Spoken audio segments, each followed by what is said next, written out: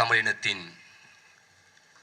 முகமாய் முகவரியாய் உயிராய் உணர்வாய் அறிவாய் ஆற்றலாய் பொருளாய் உருவமாய் அனைத்துமாய் இருந்து எங்கள் இனத்தை இயக்கிக் கொண்டிருக்கிற எங்கள் இன இறையோன் மேதகுவே பிரபாகரன் அவர்களை வணங்குகிறேன். நடக்க இருக்கிற சட்டமன்ற தேர்தலில் பெரம்பலூர் சட்டமன்ற தொகுதியில் நாம் தமிழர் கட்சியின் வேட்பாளராக போட்டியிடுகிற அன்பிற்கினிய சகோதரி ஜான்சி ராணி அவர்களை ஆதரித்தும் அவருக்கு வாக்கு சேகரிக்கும் பொருட்டும் நடந்து கொண்டிருக்கிற இந்த பொதுக்கூட்டம் ஒரு அழகான கிராமத்தில் திண்ணை கட்டி இருக்கிற தமிழர் மரபுபடி இருக்கிற கிராமத்தில். ஏன்னா எல்லா தேசிய இனங்களும் வீட்டுக்கு முன்னாடி நாய் கட்டிய போது தமிழர் தேசிய இனம் மட்டும்தான் திண்ணை கட்டி வந்தவன் போவனெல்லாம் உட்கார்ந்து இழப்பார வாய்ப்பு கொடுத்த இனம், பெருமைமிக்க இனம். அந்த பெருமைமிக்க இனத்தின் அடையாளமாக திண்ணைகளின் ஓரமாக உட்கார்ந்து கொண்டு இந்த சிறுபிள்ளைகளின் உரையை நீண்டகரமாக கேட்டுக்கொண்டிருக்கிற நாரணமங்கலம் பகுதி வாழ் மக்களுக்கும் இந்த நிகழ்வை ஒருங்கிணைத்து நடத்தி கொண்டிருக்கிற அனைத்து தாய் தமிழ் உறவுகளுக்கும் எனக்கு முன்பாக தலைச்சிறந்த கருத்துக்களை எல்லாம் தன்னுடைய நகைச்சுவையான சொல்லாடல் மூலமாக வெளிப்படுத்தி அமர்ந்திருக்கிற மாநில கொள்கை பொதுச் செயலாளர் அம்மா கவிதா அவர்களுக்கும் இந்த நிகழ்வை இந்த மண்ணின் மகன் முன்னின்று நடத்துகிற தம்பி தனசேகரன் அவர்களுக்கும் என்னுடைய வணக்கத்தையும் வாழ்த்தையும் தெரிவித்துக் கொள்கிறேன். ஏறக்குறைய நீண்ட நேரம் கொள்கை வகுப்பு தொடர்ந்து நடந்து கொண்டே இருக்கிறது. அது இன்னும் முடியவில்லை. சில நேரங்களில் கொஞ்சம் அயற்சியாக இருக்கும் எங்களுடைய பெற்றோர்களுக்கு. ஆனால் ஒரே ஒரு கோரிக்கையை வைத்துவிட்டு நான் பேச தொடங்குகிறேன். உங்கள் அயற்சியை கொஞ்சம் விட்டுவிடுங்கள். அதிகபட்சமாக ஒருவேளை இந்த பொதுக்கூட்டம் நடக்காமல் போயிருந்தால் இந்த கிராமத்தில் எல்லோரும் இந்நேரம் தூங்கி இருக்க வாய்ப்பு இருக்கு. அல்லது இன்னும் கொஞ்சம் பேர் கொஞ்சம் நாடகம் பார்த்துருப்பாங்க, டிவிகளில் தொலைக்காட்சி பெட்டிகளில் நாடகம் பார்த்துருப்பாங்க. ஆனால் எனக்கு தெரிஞ்சு இந்த மக்களோட வரலாற்றிலேயே ஒரு மிக முக்கியமான நாளாக இந்த நாள் அமைஞ்சிருக்கும் நான் நினைக்கிறேன். ஏன் தெரியுமா? இப்படி கொள்கையை கொண்டு வந்து பேசுவதற்கு, இனத்தின் அரசியலை பேசுவதற்கு, ஒரு தேசிய இனத்தின் அரசியலை பேசுவதற்கு, ஒரு தேசிய இனம் எப்படி முன்னேற வேண்டும் என்பதை பேசுவதற்கு ஒரு கொள்கை கூட்டம் இருக்கா? இப்படி ஒரு கூட்டம் இருக்கான்னு நீங்க தெரிஞ்சுக்கிறது ரொம்ப முக்கியம். உங்களுக்கு அது வியப்பா இருக்கலாம். ஆனா எனக்கு இந்த கூட்டம் நடந்து கொண்டிருக்கும் போது இந்த கூட்டத்தோட வெற்றி பதிவானதா நான் நம்பல. இந்த கூட்டம் தொடங்கும் போதே இந்த கூட்டம் வெற்றி பெற்றுச்சுன்னு நான் மனப்பூர்வமா நினைச்சேன். அதுவும் என் பக்கத்துல நின்ன என்னுடைய சகோதரன் மாதேஸ்வரன் கூட அப்படியே 2 சொட்டு கண்ணு தண்ணியே விட்டுட்டான் கூட்டம் தொடங்கும் போதே. ஏன் தெரியுமா? நான் இந்த நிலத்தில் இருக்க தம்பி தனசேகரனுக்கும் தனசேகரனுக்கு துணையாக இருக்கிற அத்தனை பேருக்கும் சொல்கிறேன், உறுதியாக இந்த இனம் தன் நிலத்தை வெற்றி பெற்று இந்த நிலத்தின் அதிகாரத்துக்குள் வரும் என்பதற்கு நீங்கள் நம்பிக்கை விதித்துக் கொண்டிருக்கிறீர்கள். என்ன நம்பிக்கை தெரியுமா?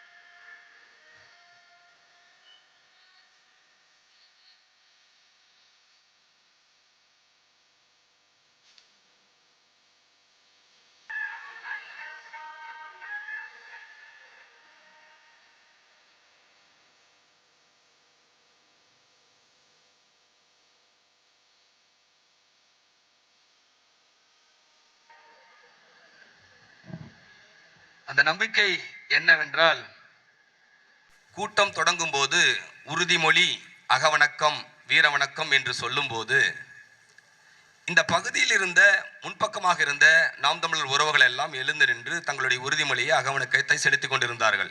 அதே சமகாலத்தில் கூட்டம் தொடங்குவதற்கு சரியாக அந்த அகவணக்கம் தொடங்கியதும் இந்த மூலையில் ஒரு 4 சின்ன சின்ன பசங்க, ஒரு 6 வயது, 5 வயது, 7 வயது இருக்கிற பிள்ளைங்க அங்க நின்று உறுதிமொழி எடுத்தான்.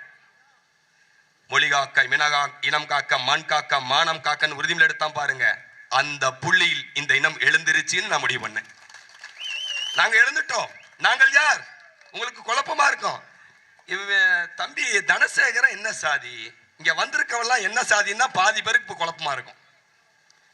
தனசேகரன் அந்த சாதியா இருப்பானோ, பேசின கவிதாக்கா எந்த சாதியா இருக்குமோ, நிக்கிற வேட்பாளர் என்ன சாதியா இருப்பாங்களோ, பேசுற இவன் என்ன சாதியா இருப்பானோ. என் அன்பு மக்களே, நாரணமங்கலத்தில் நாங்கள் ஒரு சத்தியம் செய்துவிட்டு போகிறோம். இதுவரை இந்த நிலத்தில் அரசியல் என்பது சாதியாக, மதமாக இல்லாத, இந்திய தேசியமாக இல்லாத, திராவிட தேசியமாக இருந்தது.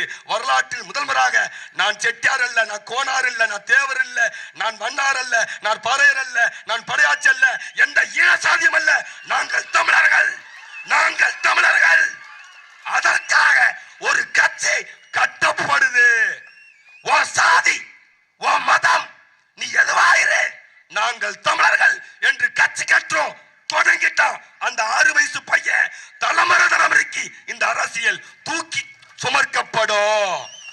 அவ்வளவுதான், அரசியல் முடிஞ்சிருச்சு, அரசியலே முடிஞ்சிருச்சு. என் நோக்கம் என்ன? நாம் தமிழர் கட்சியின் நோக்கம் என்ன? எனக்கு முன்னாடி சகோதரி தெளிவா சொன்னாங்க, கட்சி இத்தனை கட்சிகள் இவ்வளவு ஒழுக்க சீர்கேடா நடக்குது. ஒழுக்கம்னா என்ன? ஒழுக்கம் உயிரினும் ஓம்பப்படும். இங்க நடக்கிற எல்லா சிக்கலுக்கும் பிரச்சனை அதுதான். ஒழுக்கத்தோடு ஒரு கட்சி கட்டப்பட்டிருக்கா? சத்தியம் செய்யுங்கள். திமுக, அதிமுக தொண்டர் பெருமக்களே, நான் விசாரிச்சேன் வந்ததுமே, தம்பி தனசேகரன் இது திமுக கோட்டை, இது அதிமுக கோட்டை, இவெல்லாம் இங்க கட்சி கட்டிடுவான்னு தம்பியை மிரட்டினாங்களா? சகோதரர்களுக்கு ஒண்ணு சொல்றோம், இது திமுக கோட்டையும் இல்ல, அதிமுக கோட்டையும் இல்ல, இது புலிகளின் கோட்டை, இது நாம் தமிழரின் கோட்டை. அமைதியாக இருங்கள். இது ஒழுக்கத்தில் சிறந்த ஒரு அமைப்பை கட்டியெழுப்புற வேலை. இதுவரை இந்த நிலம் பார்க்காத ஒரு அரசியல், மாற்று அரசியல் என்ன சொல்ல பார்ப்போம். சத்தியம் செய்யுங்கள். திமுக, அதிமுக ஒழுக்கத்தை கற்பிச்சுதா? உங்களுக்கு ஒழுக்கம்னா என்னன்னு தெரியுமா? மாநில மாநாடு நடத்துகிறார்கள், கரும தூக்கிட்டு ஓடுறது, வாழத்தார பிச்சுட்டு ஓடுறது. எல்லா மாநில மாநாட்டிலும் திமுக காரன் லட்சக்கணக்கான இருக்கையை வச்சு மனிதர் வரானோ இல்லையோ முதல் வேலையா மஞ்சப்பைய வச்சிடறான். இந்த மஞ்சப்பைக்குள்ள கோட்ரு, பிரியாணி, பிஸ்கட்டு, மிச்சரு, தண்ணி பாட்டில் எல்லாமே சைடிஸ் உட்பட சைடிஸோட வச்சிடறான். இவன் கூட்டத்துக்குலாம் யாரும் வரல. நீங்க சொன்னீங்கல்ல சகோதரர் எந்திரிச்சு போயிட்டானே, அவன் மஞ்சப்பை எடுக்க வந்தான். அவன் எப்படி அங்க உட்காருவான்? அவன் கூட்டத்துல கொள்கை கேட்க வரல, மஞ்சப்பை எடுத்துக்கிட்டு 200 ரூபாய் காசை வாங்கிட்டு கோட்டை வாங்கிட்டு போக வந்த கூட்டம். அப்ப இங்க என்ன பண்றாங்க? ஒட்டுமொத்த தமிழ் சமூகத்தாய் இந்தியா முழுவதும் இருக்கிற ஊடகங்கள் காட்சிப்படுத்தும் போது, திமுக பொதுக்கூட்டம், அதிமுக பொதுக்கூட்டம், இந்த விஜய் கோமாளியோட பொதுக்கூட்டம், இதையெல்லாம் காட்சிப்படுத்துகிற இந்திய ஊடகங்கள் பார்த்த உடனே இவன் மஞ்சப்பையை தூக்கிட்டு ஓடுறது, இந்த கரும்பை தூக்கிட்டு ஓடுறது, வாழத்தாறு பிடிச்சிட்டு குரங்கு மாதிரி தொங்குறது, இந்த அங்க இருக்கிற நொங்க பிச்சுட்டு ஓடுறது, சேர தூக்கிட்டு அடிச்சுக்கிறது, சேர தூக்கிட்டு உடைக்கிறது, இதெல்லாம் பார்த்தா தமிழர்கள் என்னடா நினைப்பான்? நம்மளை விட்டு இந்த தமாஷாவை நினைச்சிட்டு போயிடுவோம். வெளிநாட்டு ஊடகங்கள் இதை பார்ப்பான்ல, என்ன நினைப்பான்? நம்மள உலகத்தின் தலை சிறந்த ஒரு தேசியம், 56 நாடுகளை கட்டியாண்ட ராஜராஜ சோழனின் மரபில் இருந்து வந்த இனம். ஆனால் இன்னைக்கு குடியாரமா வாழுது. ராஜஸ்தான்ல கடந்த மாதம் ஒரு கிராமத்துல கிராம பெரியவர்கள், இப்ப எப்படி நீங்க எல்லாம் கூடி உட்கார்ந்து இருக்கீங்க இந்த மரத்தடியில, இந்த கோயில் திண்ணையில, அப்படி கிராமத்துல கூடி ஊர் பெருமக்கள் கூடி ஊருக்கு ஒரு தடை உத்தரவு போட்டிருக்காங்க. என்ன உத்தரவு தெரியுமா? தமிழ்நாட்டுக்கு அந்த கிராமத்தில் இருந்து இளைஞர்கள் வேலைக்கு போக கூடாதுன்னு தடை. ஏண்டா இந்த தடை என்று கேட்டால், ஒரு யூடியூப் வலைதளத்தில் அந்த கிராம பெரியவர் பேட்டி கொடுக்கிறார்.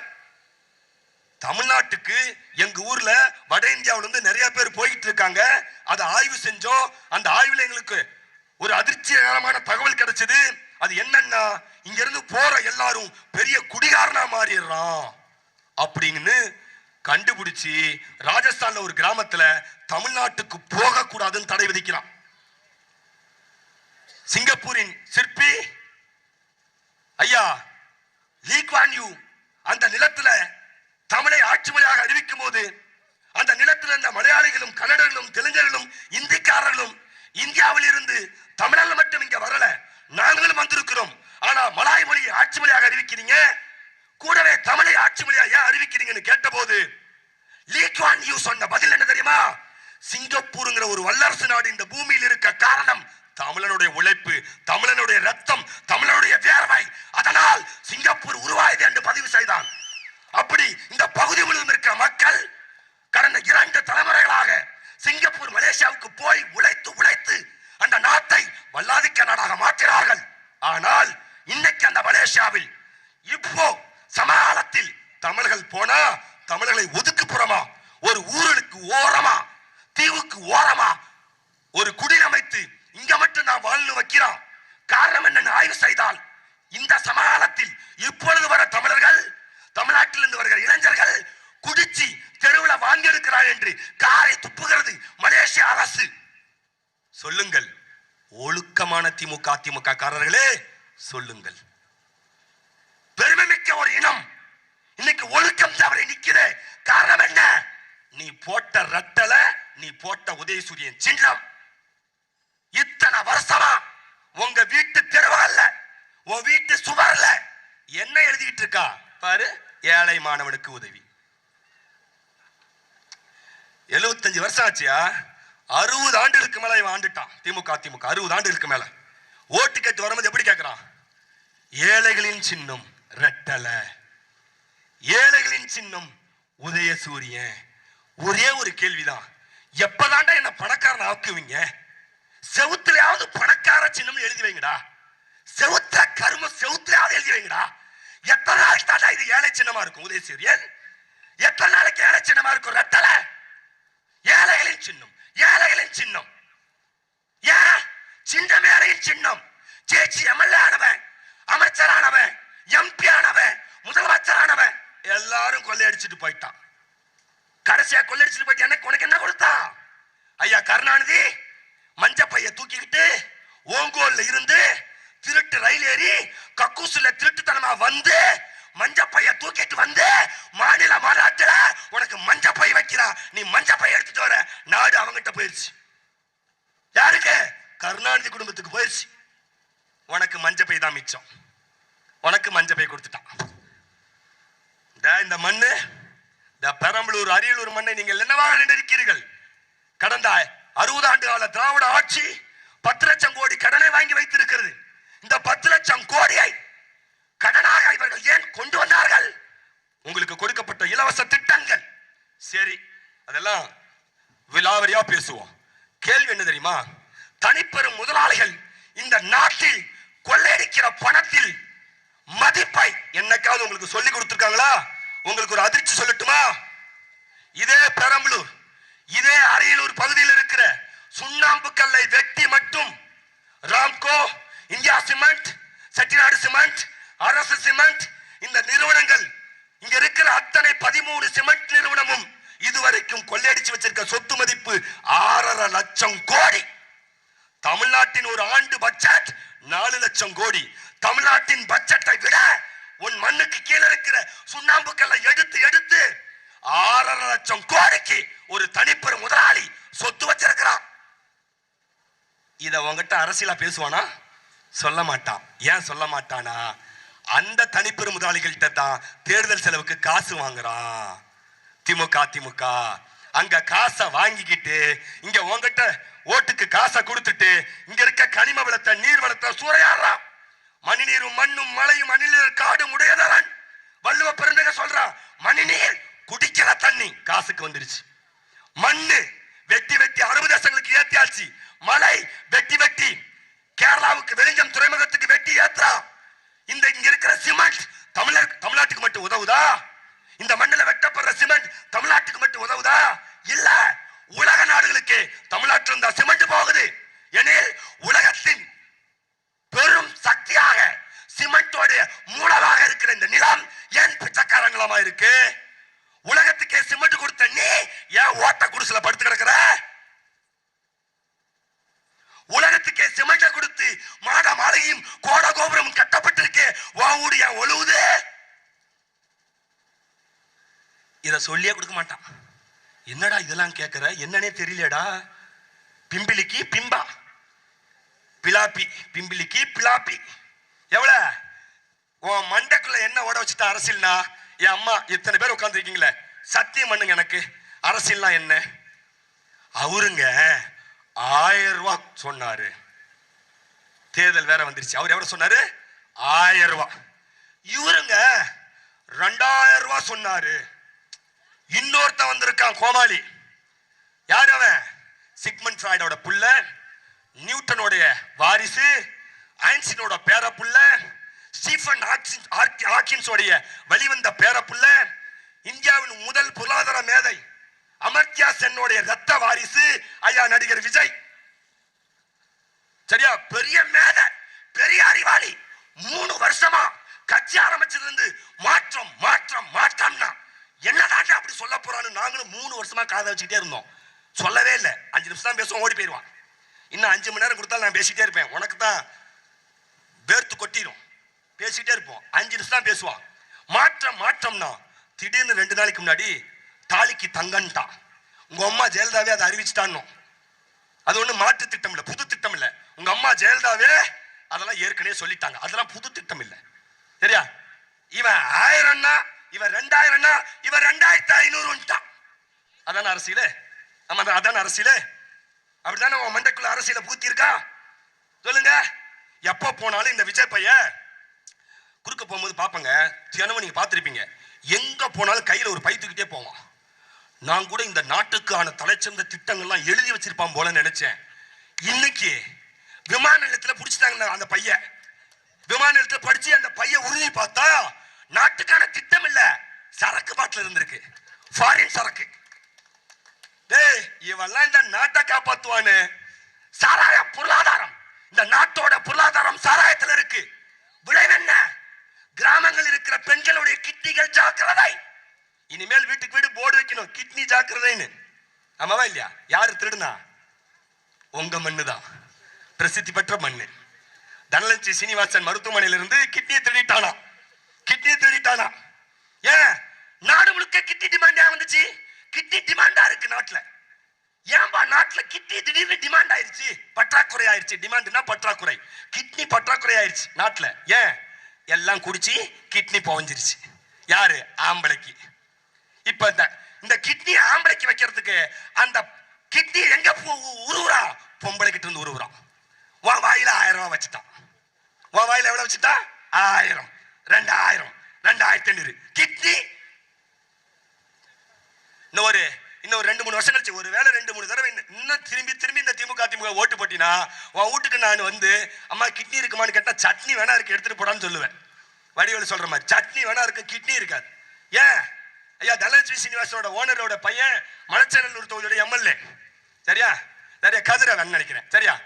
கிட்னி ஏன்டா திருடிட்டேன்னா, கிட்னி திருடலைங்க, அது முறைகேடுங்கிறான். விதவிதமா உருட்டுவானுங்க இவனுங்க. வார்த்தை ஜாலத்துல இவனுங்க கில்லாடிங்க. அண்ணாதுரை காலத்துல இருந்தே அடைந்தால் திராவிட நாடு இல்லையே சுடுகாடு. எல்லாம் சுடுகாட்டுக்கு போயிட்டான், திராவிட நாட்டை காணோம். எல்லாம் சுடுகாட்டுக்கு போயிட்டான், திராவிட நாட்டை காணோம். சரியா? இப்ப புதுசா சரியா, உங்களுடன் ஸ்டாலின். சரியா? ஸ்டாலின் தான் வராரு, விடியல் தர போறாரு. விடிஞ்சுதா? ஏதாவது விடிஞ்சுதா இது வரைக்கும்? இப்ப கடைசியா 2 பக்கத்துக்குங்க, 2 பக்கத்துக்கு உங்க கனவை சொல்லுங்கிறான். நாங்க சொல்றோம், ஐயா ஸ்டாலின் அவர்களே, நாம் தமிழர் பிள்ளைகளின் ஒரே ஒரு கனவுதான் திமுக அதிமுகவை வேரோடு அறுத்தெறிந்து விட்டு தமிழ் தேசிய அரசியலை இந்த நிலத்தில் விதைப்பதுதான் ஒரே கனவு. ஒரே கனவு, திமுக அதிமுக கட்சிகளை ஒழிப்பது. சொல்லுங்க. இதே மண்ணுல அந்த புதுநெல்லூர்னு ஒரு ஊர்ல ஒரு 10-15 வயசுல ஒரு பையன் சாராயம் வித்துட்டான். ஊர் மக்கள் எல்லாம் கூடி, சில ஆண்டுகளுக்கு முன்பு நடந்த கதை. இதே போல கிராம மக்கள் எல்லாம் கூடி அவனை ஜட்ஜோடு உட்கார வைத்து அடித்து, சாராயம் விப்பியாடான அடிச்சு அந்த ஊரை விட்டு துரத்தி விட்டாங்க. அவன் பெரம்பலூருக்கு வந்து சாராயம் விற்க ஆரம்பிச்சான். கடைசியா வரலாறு மாறி மாறி மாறி இன்னைக்கு கல்வி தந்தை ஆயிட்டான். புரிஞ்சுதா? அவனை கல்வி தந்தை ஆக்குறது யார்? எம்ஜி ராமச்சந்திரன், செல்வி ஜெயலலிதா, ஐயா கருணாநிதி, ஐயா ஸ்டாலின். ராஜாவோட பினாமியார் சத்யம் செய். ராஜா 2G ஸ்பெக்ட்ரம்ல அடிச்ச மொத்த காசும் பெரம்பலூர்ல வந்து விழுந்துச்சு. ஆமாவா இல்லையா? அப்ப என்னாச்சு? அந்த கல்வி தந்தை நான் ஒரு நாள் நான் பிறந்து வளர்ந்தது இது இந்த உண்மை உனக்கு எப்படா தெரிஞ்சது?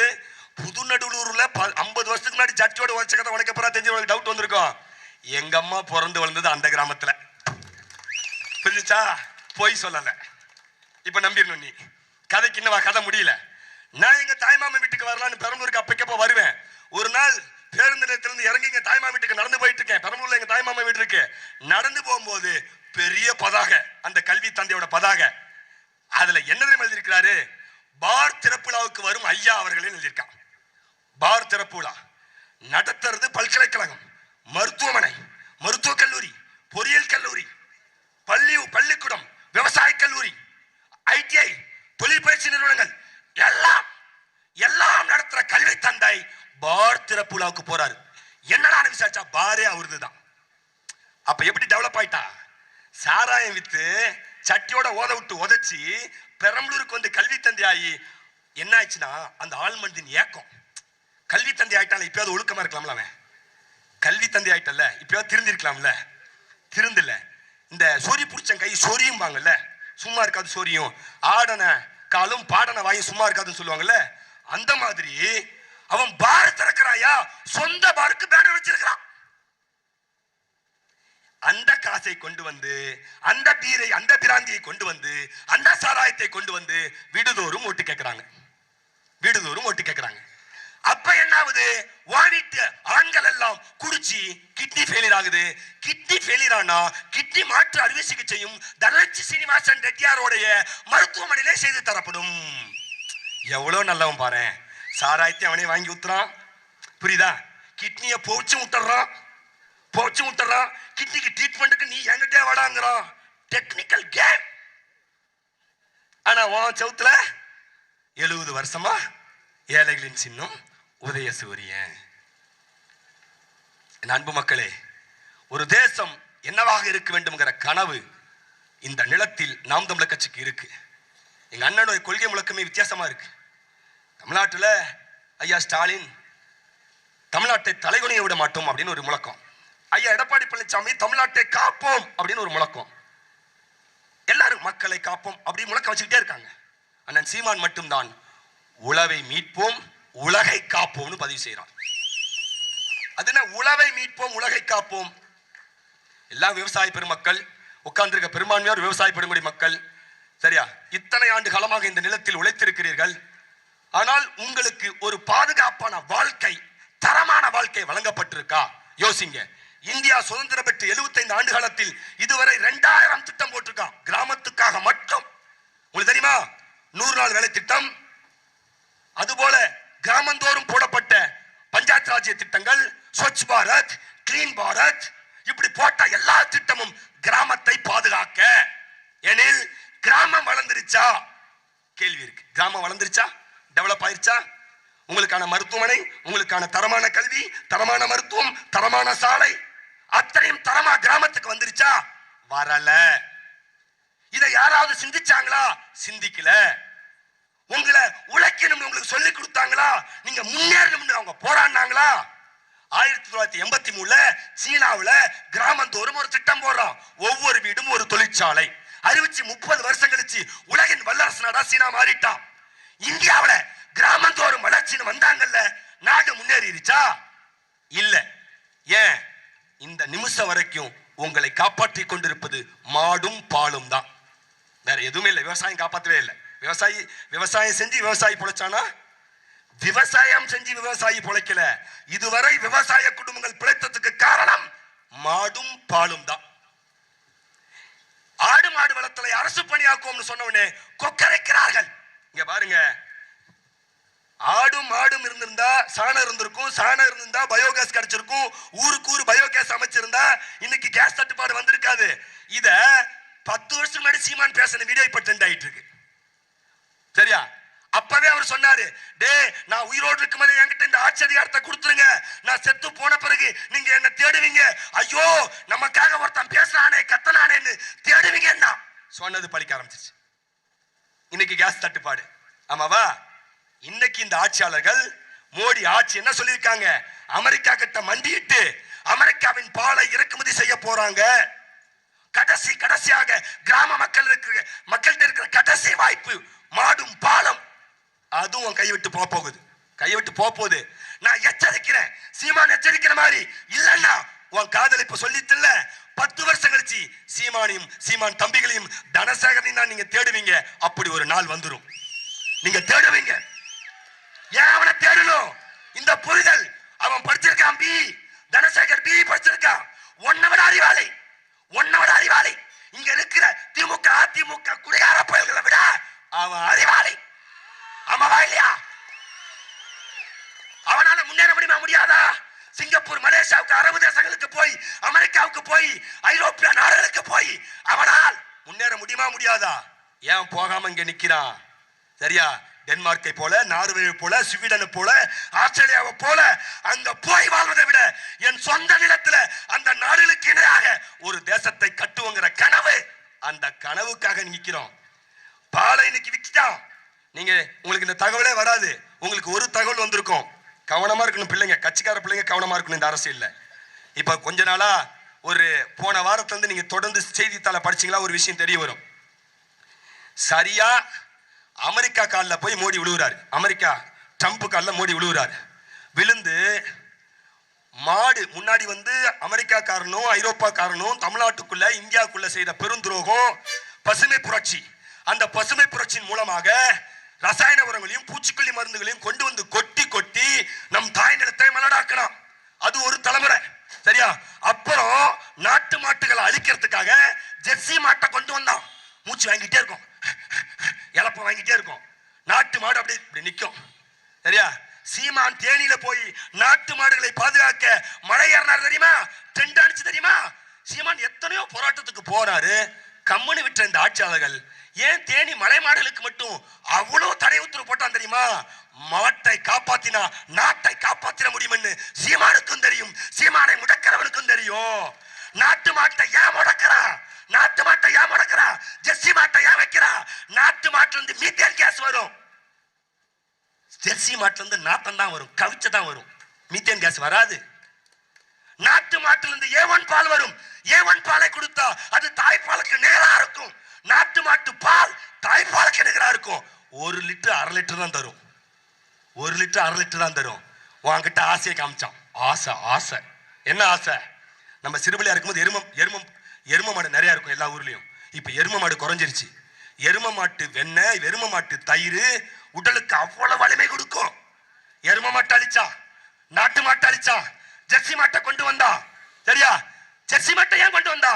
இப்ப ஜெர்சி மாட்டை கொண்டு வந்து பலவீனமான ஒரு சமூகத்தை கட்டமைச்சு முடிச்ச பிறகு மெல்ல அமெரிக்காவின் காலில் மோடி போய் விழுந்து எங்களுக்கு எப்படியாவது தயவு கூர்ந்து பால் கொடுங்கன்னு கெஞ்ச வச்சுட்டான். இங்க பாருங்க, அவன் என்ன மிரட்டிட்டானா, இனிமேல் மாடு தரமாட்டேன், சென ஊசி தரமாட்டேன், எதுவுமே தரமாட்டேன், நேரடியா பால் தான்ட்டான். இப்ப அமெரிக்கா பால் கொடுப்பானா பால் பவுடர் கொடுப்பானா? உனக்கு என்ன தோணுது? பாலா பால் பவுடரா? பால் பவுடர். அந்த பால் பவுடர் புரோட்டீன் பவுடரா இருக்குமா, கெமிக்கல் பவுடரா இருக்குமா, உண்மையிலே மாட்டோட பாலா இருக்குமா? உலகத்திலே நாட்டு மாடு இருக்கிற ஒரே இடம் தென்னிந்தியா. அமெரிக்காவில எப்ப நல்ல பால் கிடைக்கும்? இப்ப உங்களுக்கு சூட்சமா கதை சொல்றேன். ஏன்னா நாங்க அரசியல் பாடம் நடத்துவோம். அது கொஞ்சம் லைட்டா தலை சுத்தம். நயன்தாராவோ நமிதாவோ குத்தாட்டம் போட்டா உனக்கு சிரிக்க தோணும். சரியா? பாட்டு ஆட்டம். சரியா? எம்ஜிஆர் கச்சா எம்ஜிஆர் பாட்டு, கருணாநிதி கச்சா முத்தமிழ் அறிஞர் 3 பொண்டாட்டி கட்டியவர் அப்படின்னு அது ஒரு தனியா. சரியா? இல்ல இப்ப நம்மளும் கூட மறந்துட்டான் சிலதெல்லாம். நம்மளுங்க இந்த திரிஷா வேகத்துல கருணாநிதி 3 பொண்டாட்டி கட்டதை மறந்துட்டான். இப்ப திமுக காரனுக்கு சந்தோஷமாயிருச்சு. திமுக எல்லாம் குஷியில இருக்கிறான். நல்ல வேலைடா, திரிஷா குறுக்க வந்ததுனால நம்மள மறந்துட்டாளுங்க நம்ம பயிலுங்க. நான் மறக்க மாட்டேன். கள்ள கூடி கொண்ட கருணாநிதி வாழ்கவே. செம்ம பாட்டுங்க. கள்ள கூடி கொண்ட கருணாநிதி வாழ்கவே. எங்க தாத்தா அப்பெல்லாம் கை தட்டிட்டான். நான் உட்காந்து யோசிச்சேன், ஏன் அந்த பாட்டை வச்சான்னு பார்த்தா கள்ள கூடி கொண்ட கள்ளக்குடி, கள்ளக்குடி உடைச்சினா கள்ளத்தனமா குடித்தனவன் கருணாநிதினு அவனே பாட்டு எழுதியிருக்கான். இவன் தான் ஓட்டு போட்டிருக்கான். இவன் தான் இது தெரியாம ஓட்டு போட்டிருக்கான். இந்த கள்ளத்தனமா குடியிருந்த இவனுங்க விஜய போட்டு புரண்டானுங்க. இவனுங்க என்னமோ யோக்கிய மாதிரி, புரியுதா? மறந்துட்டான் நினைச்சா. அப்ப உனக்கு பாட்டு போட்டு பேச முடியாது. சூட்சமத்தை கற்றுக் கொடுக்கிறோம், அரசியலை கற்றுக் கொடுக்கிறோம். சீமான் தம்பிகளும் ஏன் எவ்வளவு நேர்த்தியா இருக்கா? மாநில மாநாட்டுல இங்க பாரு, மாநில மாநாடு முடிஞ்சதுல இருந்து எங்க ஆளுங்கெல்லாம் பாரு அப்படிதான் திரியறான். போடா, ஏன் திமிரு வந்துருச்சு? ஒரு ஒழுக்கமான ராணுவத்தை தமிழ்நாட்டில் கட்ட வச்சு முடிச்சிட்டா. 2009 ஈழ படுகொலையில 40,000 மாவீரர்கள் செத்து விழுந்த போது உலகத்தின் தலைச்சிறந்த ஒழுக்கமான ராணுவமான விடுதலை புலிகள் விழுந்த போது அதே அரசியல் படையை தமிழ்நாட்டில் கட்டுவதற்காக சீமான் வந்தான். திருச்சி மாநில மாநாட்டில் 5 லட்சம் மாநில தமிழர்களை திரட்டி நிறுத்தினான். வரலாறு திமிரா நிற்கிறோம். இது அரசியல் பாடம், இது அரசியல் பாடம். கவனமா கேட்கணும். கடந்த ஒரு வார காலமாக எல்லா பத்திரிகையிலும் ஒரு செய்தி வந்துகிட்டு இருக்கு. ஆந்திரா பால் குடித்த குழந்தைகள் மரணம். இந்தியா முழு இந்த செய்தியை ஃபில் பண்ணிட்டே இருக்கான். நான் இப்ப சொல்லிய குறிச்சு வச்சேன், நீங்க எல்லாம் குறிச்சு வச்சுட்டு போங்க. அடுத்த 10 மாசத்துல இந்தியா முழுவதும் பால் குடித்து குழந்தைகள் மரணம்னு செய்தி வரப்போகுது. உங்களுக்கு இது புரியலன்னா வேற மாதிரி சொல்றேன். கூடங்குளம் அணுமின் நிலையம் வரும்போது படித்த அறிவாளிகள் இருந்தா மட்டும் கேளுங்க. கூடங்குளம் அணுமின் நிலையம் கொண்டு வரது முடிவு பண்ணிட்டான் அரசு, ஆட்சி முடிவு பண்ணிட்டான். கர்நாடகாவுக்கு அந்த அனல்மின் நிலையம், அந்த அணுமின் நிலையம் போகுது. ரஷ்யாவோட திட்டம் கர்நாடகாவுக்கு போகுது. கன்னடம் வேணான்ட்டான். ஏன்? அரசியல் தெளிவு. ஆந்திராவுக்கு போகுது அந்த திட்டம், வேணான்ட்டான். ஏன்? தெலுங்கனுடைய அரசியல் தெளிவு. அதே திட்டம் கேரளாவுக்கு போகுது. மலையாளிகள் அந்த திட்டத்தை வேணான்ட்டான், அரசியல் தெளிவு. அந்த குப்பை தொட்டியை, அந்த அணிக்கழிவு குப்பை தொட்டியை கொண்டு வந்து கூடங்குளத்தில் வைக்கிறான். தமிழர்களுக்கு அரசியல் தெளிவு இல்லை. திமுக அதிமுக பின்னாடி போனா, கருணாநிதி ஜெயலலிதாவுக்கு ஓட்டு போட்டா அரசியல் தெளிவுலாம் வரவே வராது. ஏனெனில் அவங்க என்ன பண்றா, அந்த அணுமின் திட்டத்தை எதிர்த்து இடிந்தக்கரை மக்கள் போராடிய போது தமிழ்நாடு முழுவதும் தொடர்ந்து மின் பற்றாக்குறை உருவாக்குறான் திட்டமிட்டு ஆட்சியாளர்கள். தினமும் இரவு மின்சாரம் கட்டாகும். எல்லாரும் மக்களோட வாயிலையும், அவன் வாயிலே மின்சாரம் இருந்தா பரவாயில்லையே, மின்சாரம் இருந்தா பரவாயில்லையே பிச்சை எடுக்க விட்டான். ஞாபகம் வருதா? கூடங்குளம் அணுமின் நிலையம் கரெக்டா அந்த அணுமின் நிலையம் வந்த பிறகு அதுக்கப்புறம் மின்சார பற்றாக்குறை இல்லை. இப்பயும் மின்சார பற்றாக்குறை தீர்த்து வைப்பது அணுமின் நிலையம் அல்ல, அனல் மின் நிலையமும் புனல் மின் நிலையமும் நிலக்கரி பழுப்பு நிலக்கரியும், சரியா, நம்மளுடைய நெய்வேலி நிலக்கரியோ அல்லது மேட்டூர்ல இருந்து வர மின்சாரமோ அல்லது தூத்துக்குடியில இருந்து வர காற்றாலை மின்சாரமோ கன்னியாகுமரியில இருந்து வர காற்றாலை மின்சாரம் தான் தமிழ்நாட்டின் மின்சாரத்தை தீர்த்து வைக்குது. ஆனா மக்களை முட்டாளாக்குவதற்காக ராத்திரியில மின்சாரத்தை அணைச்சு வச்ச ஆட்சியாளர்கள் மக்கள் கொந்தளிச்சா, ஆமா அனல் நிலையம் வந்தாத்தான், அணுமின் நிலையம் வந்தாத்தான் நமக்கு மின்சாரம் கிடைக்கணும் நம்ப வச்சா. எல்லா ஊடகங்களிலும் எல்லா பத்திரிகையிலும் எழுத வச்சா, உன்னை நம்ப வச்சு அந்த அணுமின் நிலையத்தை கொண்டு வந்து நம்ம தலையில ஆச்சிட்டா. வெடிச்சா பல லட்சக்கணக்கான தமிழர்கள் செத்து போவா. ஒரே ஒரு கட்சி தான் தமிழ்நாட்டில் எதிர்த்தது, அது நாம் தமிழர் கட்சி மட்டும்தான். அதை எதிர்த்து நின்றுச்சு. சரியா? 8 வழிச்சாலையா நான் தான் எதிர்க்கிறேன். பரந்தூர் விமான நிலையமா நான் தான் உயிரை கொடுத்து எதிர்க்கிறேன். மீத்திய நெறிகாட்டு பிரச்சனையா நான் தான் எதிர்க்கிறேன். கெயில் எண்ணெய் குழாய் பதிப்பா நாம் தமிழர் தான் எதிர்க்குது. ஏன்? போராளிகளும் புரட்சியாளர்களும் நாம் தமிழ் கட்சியில மட்டும்தான் இருக்கிறா. நாம் தமிழ் கட்சியில மட்டும்தான் இருக்கா, எவனும் எதிர்க்கல. இப்பவும் சொல்றேன், நாம் தமிழர் பிள்ளைகள் தயாராகுங்கள் அடுத்த யுத்தத்துக்கு. எல்லா பத்திரிகையிலும் அடுத்த செய்தி வரப்போகுது. பாலை குடித்தா செத்து போயிருங்கிற பயத்தை உனக்கு கொடுக்க போறான். தமிழ்நாட்டு பாலை குடிச்சா செத்து போயிருங்கிற பயத்தை உனக்கு கொடுக்க ஆரம்பிச்சிருவான். இனிமேல் 10 மாசத்துல இத பயத்தை கொடுத்து அமெரிக்க பாலை இறக்கிடுவான். இந்தியாவின் முதுகெலும்பாக இருக்குது. ஐயா காந்தியடிகள் சொல்கிறார், இந்தியாவின் ஜீவனாடி என்பது கிராமங்கள். அந்த கிராமங்களில் முதுகெலும்ப உடைக்க போறா இந்த ஆட்சியாளர்கள். ஏன்? இவர்கள் வெறும் புரோக்கர்கள். யாரு? ஐயா மோடி ஆல் இந்தியா புரோக்கர், உலகளாவிய புரோக்கர். ஐயா ஸ்டாலின் ஒரு புரோக்கர், தரகர். ஆமாவா இல்லையா? ஆட்சிக்கு வந்ததிலிருந்து 6 லட்சம் கோடி முதலீட்டை நாங்கள் ஜப்பானிலிருந்து கொண்டு வந்தோம், ஜெர்மனியிலிருந்து கொண்டு வந்தோம், இங்கிலாந்திலிருந்து கொண்டு வந்தோம். பாத்தீங்களா? இத்தனை வெளிநாட்டு நிறுவனங்கள் வந்துவிடுத்து சொன்னாங்களே, காதுல அப்படியே தேனா பாஞ்சுதே. எல்லா நிறுவனமும் வந்துருச்சான். அவங்க வந்துட்டாங்க, ஃபோர்டு வந்துட்டாங்க, நோக்கியா வந்துட்டாங்க, சரியா சரியா கூகுள் வந்துட்டாங்க, எல்லா கம்பெனியும் வந்துருச்சுனாங்க, எல்லா கம்பெனியும் வந்துச்சு, கம்பெனியா வருது சரியா. இவ்வளவு கம்பெனி வந்துச்சு. என் அன்பு மக்களே, நீங்க யோசிங்க, கம்பெனி எதுக்காக தேவை? இந்தியாவை ஆங்கிலேயர்கிட்ட இருந்து நாம ஏன் காப்பாற்றணும்? வெள்ளையனே வெளியேறு இயக்கம் ஏன் நடத்தப்பட்டுச்சு? ஈஸ்ட் இந்தியா கம்பெனி, கிழக்கிந்திய கம்பெனி. கிழக்கிந்திய கம்பெனினா என்ன? ஒரே ஒரு கம்பெனி. அந்த கம்பெனி வந்து என்ன பண்ணா? 400 வருஷமா இந்தியாவை அடிமைப்படுத்தினா, வரி வசூல் பண்ணா, வளங்களை சூறையாடனா, இயற்கை வளங்களை கொள்ளையடிச்சா, தாரோடு போட்டா, தொடர்வண்டி சாலை போட்டா, அந்த சாலை வழியாக எல்லா வளங்களையும் சூறையாடி எடுத்துக்கிட்டு போனா சரியா. அவனை பார்த்து ஸ்பெயின்காரன் வந்தா, பிரெஞ்சுக்காரன் வந்தா, போர்ச்சுகீசியன் வந்தா, இவனெல்லாம் வந்து சரியா, இவனை எல்லாம் வச்சுதான் ஒட்டுமொத்த நாட்டையும் சூறையாடனா. அதுக்கு தொடக்க புள்ளி ஈஸ்ட் இந்தியா கம்பெனி, ஒரே ஒரு கிழக்கிந்திய கம்பெனி, ஒத்த கம்பெனி. இந்த மோடியும் இந்த ஸ்டாலினும் இத்தனை ஆண்டுகளாக உன் காதல என்ன பூசுத்ரா? அவரு வந்துட்டாரு, இவரு வந்துட்டாரு. உலகத்தில் இருக்க 2000 கம்பெனியை கொண்டு வந்து சென்னை முழுவதும் நிரப்பி வச்சிருக்கிறானே. ஏன்? உங்களை காப்பாத்தவா? உங்களை வளங்கொழிக்கிற நாடா மாத்தவா? ஒரே ஒரு வெளிநாட்டு கம்பெனி சூறையாடும்னா இத்தனை வெளிநாட்டு கம்பெனிகள் ஏன் நம்மை சூறையாடாது? சொல்லுங்க. இங்க இருக்கிற எல்லா சிமெண்ட் கம்பெனியும் தண்ணியை உறிஞ்சுது.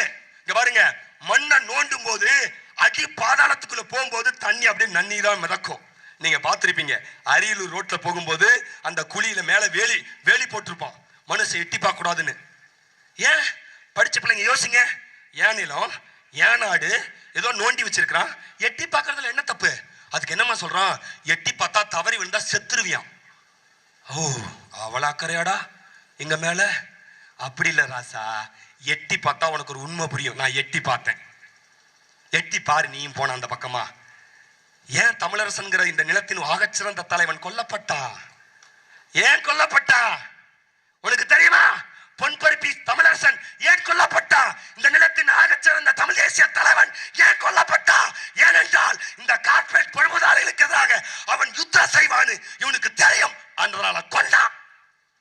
தமிழரசன் வரலாறு நீ என்னைக்கு படிச்சிருக்க? கேவலம் எம்ஜிஆர், ஜெயலலிதா, கருணாநிதி வரலாறு படிச்சா உனக்கு என்ன புரியும்? என்ன புரியும்? அந்த மண்ணை நோண்டி வைக்கிற இடத்த போய் பாருங்க, தண்ணி அப்படி கண்ணாடி மாதிரி மிதக்கும். நான் பார்த்தேன், கண்ணாடி மாதிரி தண்ணி மிதக்கும். கீழே இருக்க உப்புக்கள் அப்படியே தெரியும். அந்த தண்ணி வெயில்ல பட்டா என்ன ஆகும்? பூமி மூடி இருக்கு, தண்ணி கீழே இருக்கு. பூமி மூடி இருந்தா தண்ணி நிலத்தடி நீர் அங்கே இருக்கும். மண்ணை நோண்டி சுண்ணாம்பு கல்லை எடுக்கும் போது பல லட்சம் லிட்டர் தண்ணி ஆவியா போகுது, வெயில்ல போகுது. தண்ணியா? நம்மளை பார்த்தா இவனுக்கு என்ன தெரியுமா? இவனுக்கு இந்த திமுக அதிமுக மாடுங்கிறான், மரங்கிறான், தண்ணிங்கிறான், மண்புழுங்கிறான், பட்டாம்பூச்சிங்கிறான், தேனிங்கிறான். யாரா அவன் கிருக்கேன்? 1000 ரூபான்னு சொல்றா, 2000 ரூபான்னு சொல்றா, 3000 ரூபான்னு சொல்றா. அன்பு மக்களே, தண்ணி ஆவி ஆகுது. இன்னைக்கு சென்னை முழுவதும் இத்தனை நிறுவனங்கள் வந்தது எதுக்காக? தண்ணிக்காக. ஏங்க, ஒரு எளிமையான கேள்விங்க. இங்கிலாந்துக்காரன் அணுகுண்டு வச்சிருக்கான். இருக்கிறதுலே தலை சிறந்த தொழில்நுட்பம் அணுகுண்டு தொழில்நுட்பம் தான். அணுகுண்டு தொழில்நுட்பம் தான் இருக்கிறதுலே சிக்கலான தொழில்நுட்பம், அப்படிதானே? இங்கிலாந்து அணுகுண்டு வச்சிருக்கான், சரியா? அமெரிக்கா அணுகுண்டு வச்சிருக்கான், ரஷ்யா அணுகுண்டு வச்சிருக்கான், ஐரோப்பிய நாடுகள் பல நாடுகள் அணுகுண்டு வச்சிருக்கான், சரியா? எளிமையான கேள்வி, கொஞ்சமா உட்கார்ந்து யோசிங்க. அணுகுண்டு வச்சிருக்கிறவன் ஜட்டியும் பனியனும் தயாரிக்க தெரியுமா தெரியாதா? சட்டி பனியன் தயாரிக்க அணுகுண்டு வச்சிருக்கவனுக்கு தெரியுமா தெரியாதா? எளிமையான கேள்வி. உலகின் தலைச்சிறந்த தொழில்நுட்பம் வச்சிருக்கான் ஆயுத உற்பத்தியில, சரியா? உலகத்தின் எல்லா தொழில்நுட்பம் வச்சிருக்கிற இந்த வல்லாதிக்க நாடுகள் சட்டி பனியனை மட்டும் ஏன்டா திருப்பூர் உற்பத்தி பண்றான்? இதெல்லாம் புரிஞ்சுக்கிட்டீங்கன்னா அறிவு வந்துடும். அது அறிவு வந்துடும், அதான் பிரச்சனை. சீமானை முடக்கிறதுக்கு இந்த ஊடகங்கள் முடக்க காரணம் இவன் அறிவாளிகளை உற்பத்தி பண்றான். அதான் இங்க இருக்க பிரச்சனையே. யோசிங்க, திருப்பூர்ல இருக்கிற நொய்யல் ஆறு, திருப்பூர்ல இருக்கிற காவிரி ஆறு, ஈரோட்டில் இருக்கிற காவிரி ஆறு, சரியா? இந்த நாடு முழுவதும் இருக்கிற எல்லா ஆறுகளையும் வற்றாத ஜீவநதிகள் அனைத்தையும் வீழ்த்தியது திமுக அதிமுக பன்னாட்டு நிறுவனங்கள். இங்க வந்து இங்க பாருங்க, ஒரு சூட்சமம் செய்வான் அந்த பன்னாட்டு நிறுவனங்கள்.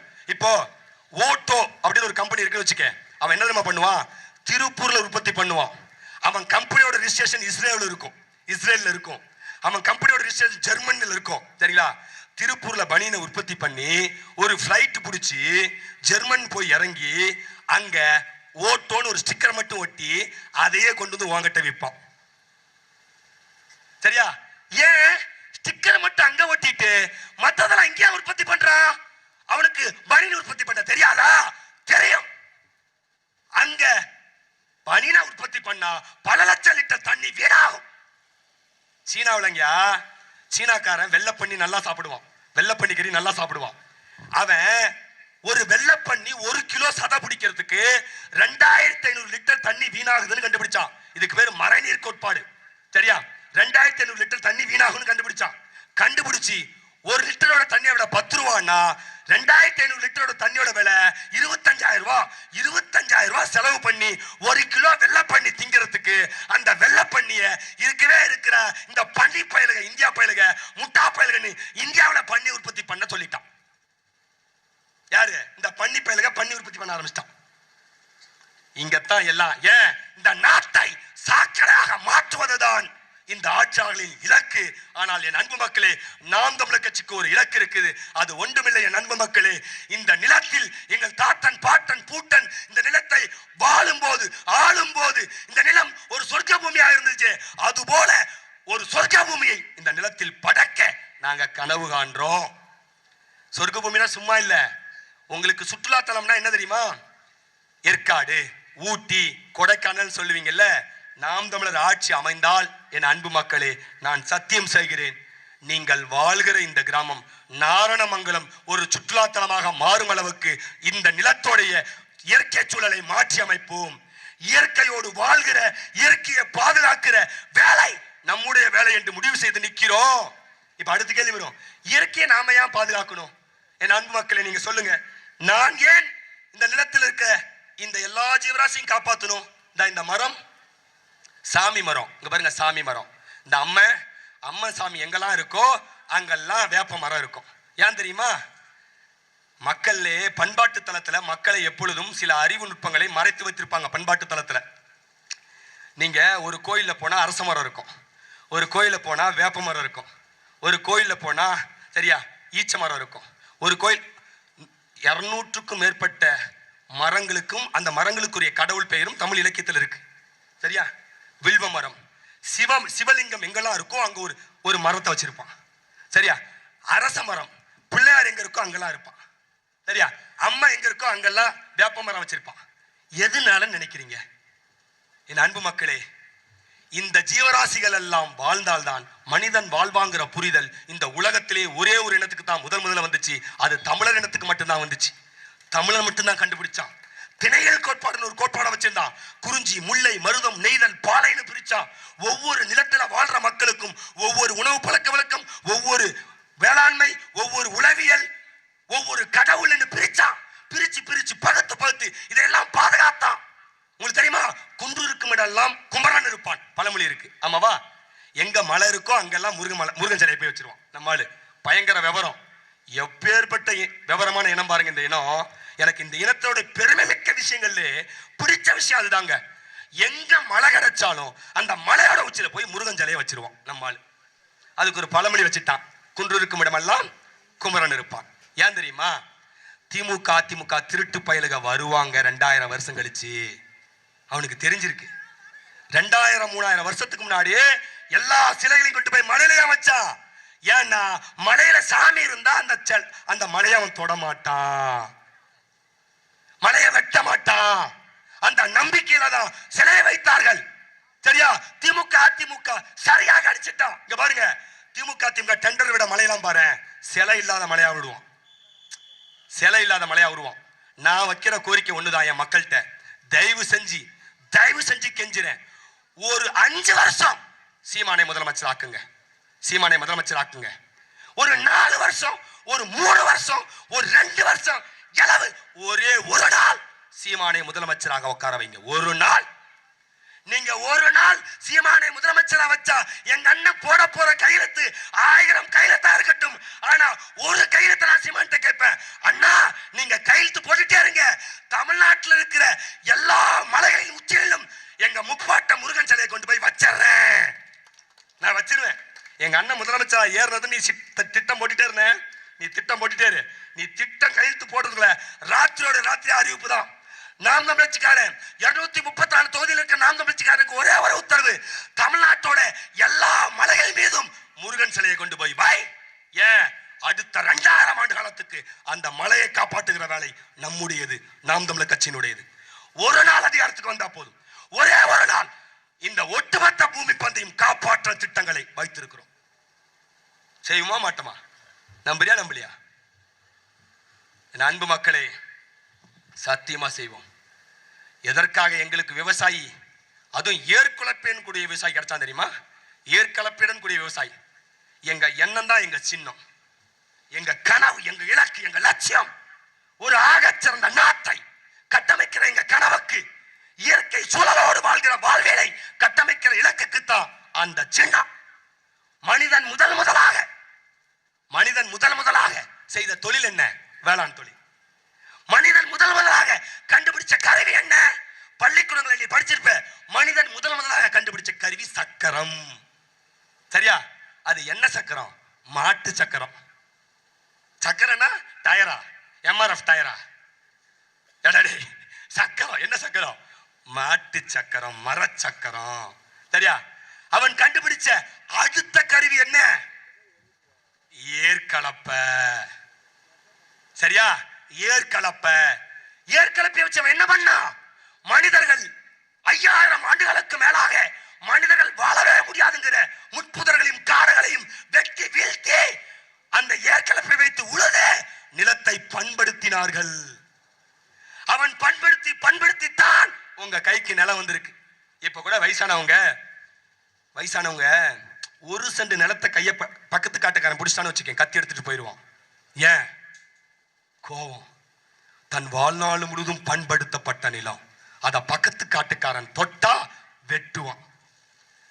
ஆனா தமிழ்நாட்டை எவன் வேணாலும் தொட்டா தமிழன் வேடிக்கை பார்ப்பாங்கிற காலம் சீமானுக்கு முன்பாக இருந்தது. சீமானுக்கு பிறகு தமிழ்நாட்டுல ஒரு வழிவண்டை கூட தொட முடியாதுங்கிற அரசியலை கட்டமைக்கிறோம். இன்னைக்கு கேரளாக்கார அத்துமீறி வந்து அவன் போட வைக்கிறான். பீர்மேடு, தேவிக்குளம் பகுதியில ஏற்கனவே இழந்திருக்கிறோம். பெங்களூரு தமிழர்களுடைய நிலம், சித்தூர் தமிழர்களுடைய நிலம். தமிழர்கள் தங்கள் நிலத்தை இழந்தார்கள். எதனால்? இந்த திராவிட ஆட்சியால், இந்த இந்திய தேசிய ஆட்சியால். ஆனா நாம் தமிழர் ஏன் வந்துச்சு? இந்த நிலங்களை பாதுகாக்க. 1 சென்ட் நிலத்தை கூட பக்கத்து காட்டுக்காரனுக்கு கூட விடமாட்டேன்னு சொல்ற மான தமிழர்கள் மொத்த நிலத்தையும் திமுக கிட்ட தாராவாத்து நிக்கிறோம். இப்ப என்ன பண்றோம்? இல்ல, மொத்த நிலத்தையும் பாதுகாக்கிறோம். எந்த ஏற்கலப்பை வைத்து உழுது உலகத்துக்கே சோறு போட்டோமோ, உலகம் முழுவதும் 14 நூற்றாண்டுகள் 1400 ஆண்டு காலம் வேளாண்மை பொருளை வைத்து மட்டும் உலகத்தின் சக்கரவர்த்தியாக பாண்டியர்கள் இருந்தார்கள். 1400 வருஷம் சக்கரவர்த்திகள். ஏன்? நிலத்தை பாதுகாத்தோம், மண்ணை பண்படுத்தணும். இப்ப என்ன பண்றோம்? அது ஏர் உழவனை தூக்கிட்டு வரோம். எதுக்கு? தமிழ்நாட்டின் அரசியலை பண்படுத்துவதற்காக வரோம். தமிழ்நாட்டின் அரசியலை பண்படுத்துகிறோம். அரசியல்னா இதுதான் கற்பிக்கிறோம். கற்பிச்சு முடிச்ச அன்பு மக்களே, மெல்ல மெல்ல மேலே ஏறி வரும். சரியா? வெறும் 4 லட்சம் ஓட்டு வாங்கினா சீமான் தோத்துருவான். நம்ம என்ன பேசினாலும் என்ன சொல்லுவான்? நாளை காலையில் டீ கடை முன்னாடி நின்று ஜெயிச்சிருவியா? என் அன்பு மக்களே, எங்களை தடுப்பதற்கு எத்தனையோ சக்திகள் வந்தது. ஐயா கமலஹாசன் வந்தார், தேவதூதன் வந்தார். எங்க இருக்கிறார்? காணோம். எங்களை தடுக்கிறதுக்கு இப்போ ஒருத்தன் வந்திருக்கான், ஒரு தேவதூதன். சரியா? தேவதூதன் எழுதி வைத்துக்கொள். கமலஹாசனாவது ஒரு தேர்தல் தாக்கி பிடிச்சான்டா. இவன் ஒரு தேர்தல் கூட தாக்கு பிடிக்க மாட்டான் நாட்டுக்கு. ஒரு தேர்தல் நாளைக்கு காலையில விடியுமான்னு தெரியல அவனுக்கு. நாளைக்கு சிபிஐ வழக்கில் அவனுக்கு விடியுமான்னு தெரியல. சரியா? யார் ஒருத்தரும் இந்த நிலத்தில் இறுதி வரை நிற்கப் போவதில்லை. சத்தியம் செய்துவிட்டு போகிறேன். இந்த நிலத்தில் என் மக்கள் மீது, என் மண்ணின் மீது, என் மொழியின் மீது, எங்கள் தலைவன் பிரபாகரன் மீது சத்தியமிட்டு நான் போறேன். இந்த நிலத்தை நாங்கள் உறுதியாக பாதுகாப்போம். வெற்றி தோல்விகளுக்கு அப்பாற்பட்டு நிற்போம். சரியா? உங்க ஓட்டு அதை பத்தி கவலை இல்லை. தயவு கூர்ந்து யோசியுங்கள். தலைச்சிறந்த அரசியல்னா என்ன? அறநெறி முதட்டை அரசின் கொட்டம்ங்கிறது எங்கள் மரபு. அரசியல் பிழைத்தோருக்கு அறம் கூட்டாமை எங்கள் மரபு. அறம் நேர்மை சத்தியம் என்று பேசிய ஒருவனும் இந்த நிலத்தில் ஆட்சிக்கு வரல. முதல் முறையாக நேர்மையோடு இளம் தலைமுறை பிள்ளைகள் கட்சி கட்டுறோம். இந்த மண்ணுல இளம் பிள்ளைகள் 10 பேர் இருக்கிறான். அவனுக்கு துணை நில்லுங்க. வியாக்கியானம் பேசுறீங்க, பேசாதீங்க. சரியா? காலையில் எந்திரிச்சதும் நீலாம் சாச்சிடுவியா, நீலாம் ஜெயிச்சிடுவியா.